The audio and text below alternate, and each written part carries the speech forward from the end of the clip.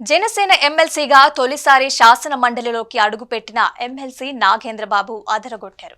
ఎమ్మెల్సీగా ఎన్నికై దాదాపు 3 నెలలు కావస్తున్న మండలిలో అడుగుపెట్టే అవకాశం తాజా సమావేశాల్లోనే దక్కించుకున్న నాగబాబు ఈ రోజు తొలిసారిగా చర్చల్లో పాల్గొన్నారు. సభలో అధికార విపక్షాల మధ్య వాడివేడిగా విమర్శలు ప్రతి విమర్శలు జరిగిన వాటి జోలికి వెళ్లని జనసేనాని పవన్ సోదరుడు ఎమ్మెల్సీగా తనకు వచ్చిన తొలి అవకాశాన్ని సత్వర న్యాయం చేశారన్న ప్రశంసలు అందుకుంటున్నారు.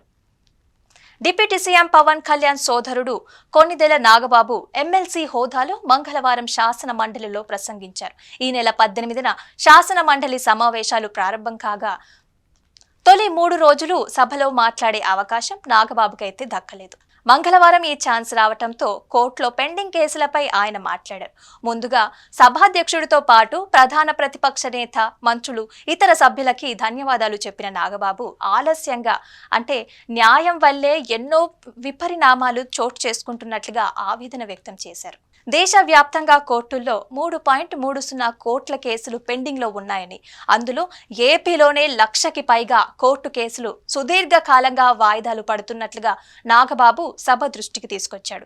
రాష్ట్రంలో పెండింగ్ లో ఉన్న కేసుల్లో 75% ఏడాదికి పైగా, మిగిలిన కేసులు 3 ఏళ్లకి పైగా పెండింగ్ లో ఉండటం పట్ల ఆయన ఆవేదన వ్యక్తం చేశారు. ఏదేని కేసులో తనకి న్యాయం చేయాలంటూ కోర్టులు మెట్లెక్కే వ్యక్తికి సకాలంలో న్యాయం అందించలేకపోతే అతడిని బాధితుడిగా చేసినట్లు భావించాలని అన్నారు. అలాగే గుంటూరు జిల్లాకు చెందిన ఓ వ్యక్తి దొంగతనం కేసులో 6 ఏళ్ల పాటు ఎటువంటి విచారణ లేకుండా జైల్లో ఉండిపోయాడని, ఆ తర్వాత ఆయన నేరం చేయలేదని కోర్టు తీర్పునిచ్చిందని అన్నారు. ఈ కేసులో అతడి 6 ఏళ్ల కాలాన్ని మనం తిరిగి తేలేమన్న విషయాన్ని గుర్తించాలని నాగబాబు లేవనెత్తారు. ఇక ఆయన ప్రసంగం విన్నవారు మండలిలో ఇటువంటి అంశం చర్చకు రావటాన్ని ప్రత్యేకంగా పరిగణిస్తున్నారు.